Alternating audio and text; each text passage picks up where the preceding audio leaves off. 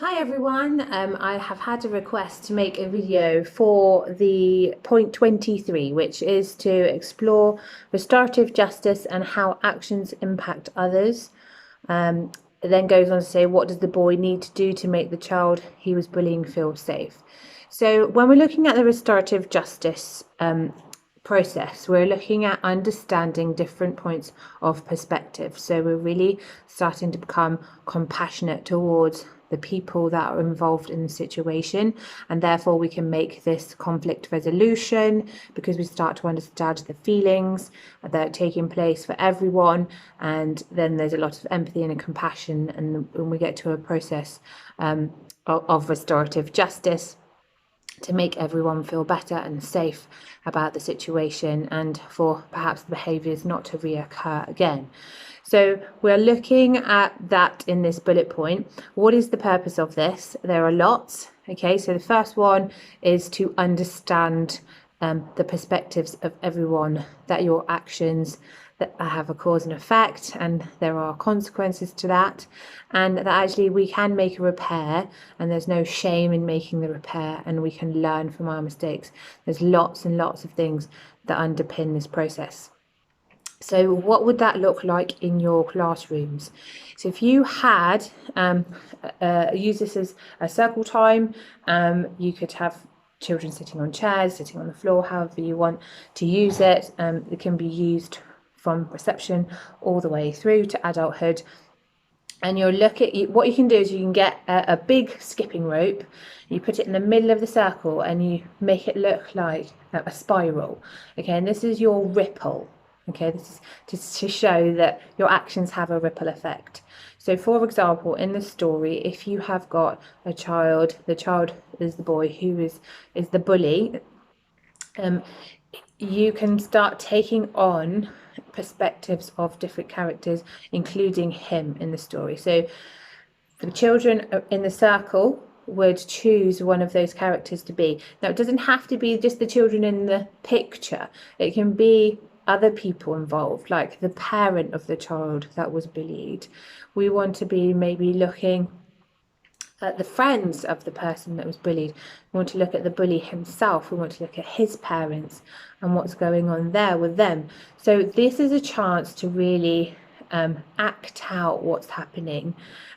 It could be that there is a situation where you needed to listen to what's going on, and then later there is a repair. So first of all, what you might do is you might ask the children to step into the ripple one at a time, and they listen to each other. They take on the character role, and they say, this is how I'm feeling and why, and where in the ripple they're affected. So if they're the child that's being bullied, they might be right in the center of the ripple, might be right in the center of the spiral, and they might talk about their feelings and how they felt perhaps out of control. Okay, now quite often when you have conflict resolution, both parties feel the same. So in this respect, in this circumstance, you've got the bully who's feeling completely out of control, so he's trying to regain control, but you've also got the child in the middle who is feeling out of control because there's nothing that they feel like they can do.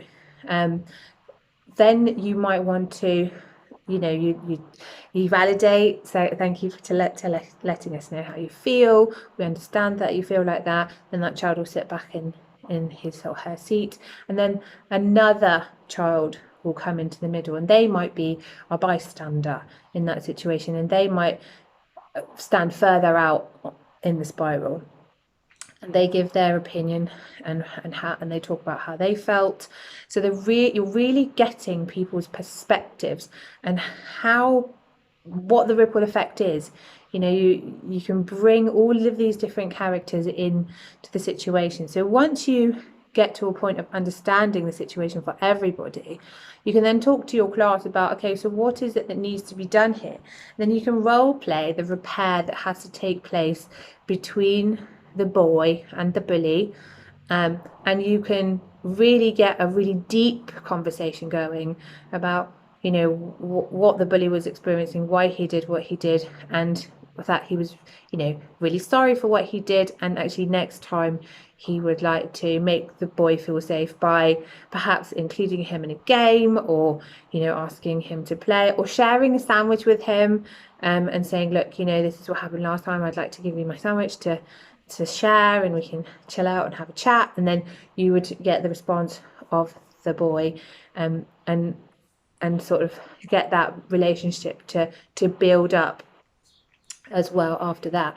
So this is the restorative justice process. The repair is really crucial, but it's also really important to understand that quite often, if we have got conflict and resolution, quite often both parties do feel very similar in the situation.